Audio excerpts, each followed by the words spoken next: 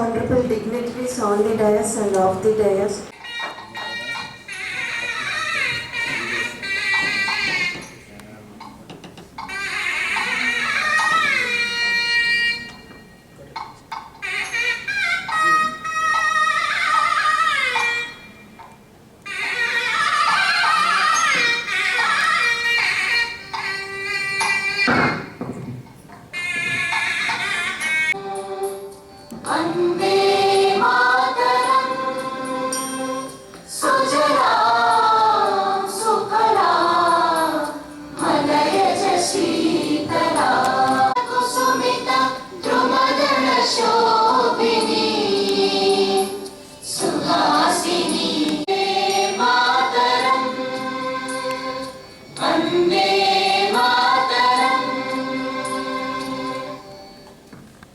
Then appointed as court master in Honorable Andhra Pradesh High Court and worked sub-judge in March 2017 and worked till September 2023.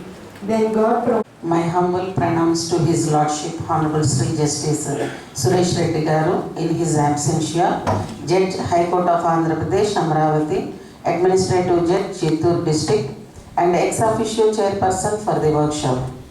His Lordship, due to his pre-occupant programs out of best interest in the institution and the officers working in this unit, and to complete the pending workshop scheduled in our district, with kind heart permitted me to conduct this workshop, for which I am thankful to His Lordship on my behalf and on behalf of the District Judiciary Chittoor.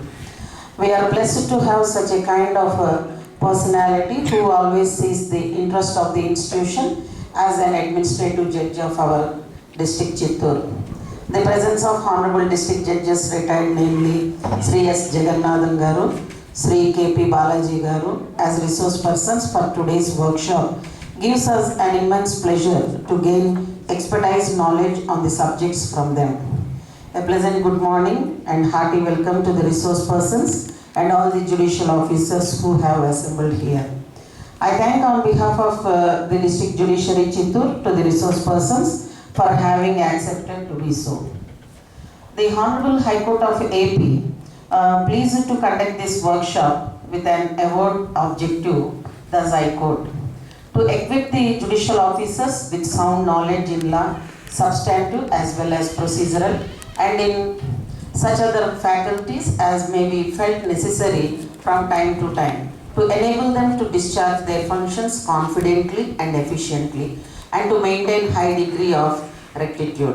Whether are there any remedies open or available to a party when one of these two or both of them are coming in the way of a claimant. I really appreciate the efforts made by the judicial officers in preparing paper presentation for the workshop. No doubt their presentations will be informative and inspiring. I exhort all the judicial officers assembled here to take cue from the insights to be given by the resource persons, to confabulate with them by raising the meaningful doubts and interaction. I request all the officers to see that the workshop be not on one-sided, but there should be some fruitful and useful discussions by way of active interaction by the participants without being mute spectators. To conclude, I would like to share that our Lordship has guided me immensely and meticulously to conduct this workshop, and this shows His Lordship's zeal to guide all the officers in the unit to equip ourselves befitting to the objective for which the workshop is being conducted. Without any further ado, let us start the session. Thank you one and all. Madam Sarika Garu, Jagannathan Garu, other learned district judges and other judges assembled here. A very good morning to all of you. At the outset, I would like to thank the Honorable High Court of Andhra Pradesh and the District Judge of the unit for giving me this opportunity to share my knowledge along with you and to learn more from you if I could not learn anything during my service. You all know that the profession of a judge or an advocate is a student every day. You have to learn till or death. That is my personal view. And I appreciate the efforts made by Mr. Ravi Garu and Umadevi Garu for the paper presentation. And I have prepared my own notes. Initially, I was directed to prepare on only 2 topics, and about 4 or 5 days back, I was prepared to prepare on the first point also, as previous resource person Srinivas Rao was transferred.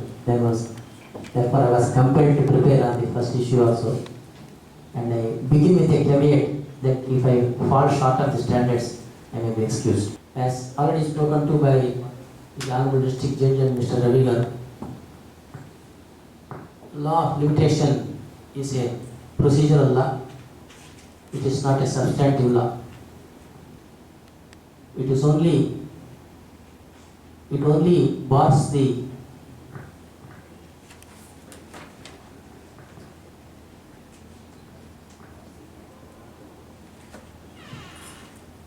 suit, but does not take away the right of the party. The Limitation Act 1963 came into force after repealing of 1908 Limitation Act with some modifications which you all know, especially with regard to Articles 64 and 65 regarding recovery of personal property, which I will deal with a little later. The Limitation Act contains, as already pointed out by Mr. Ravi, 32 sections, one schedule containing 137 articles prescribing different periods of limitation for different proceedings. It also deals with some criminal matters also with regard to law of limitation. For example, 114, 115 and 131. The third division is again divided into 2 parts. The first part dealing with the limitation for applications in specified cases, and the second part dealing with other applications, that is the residuary article.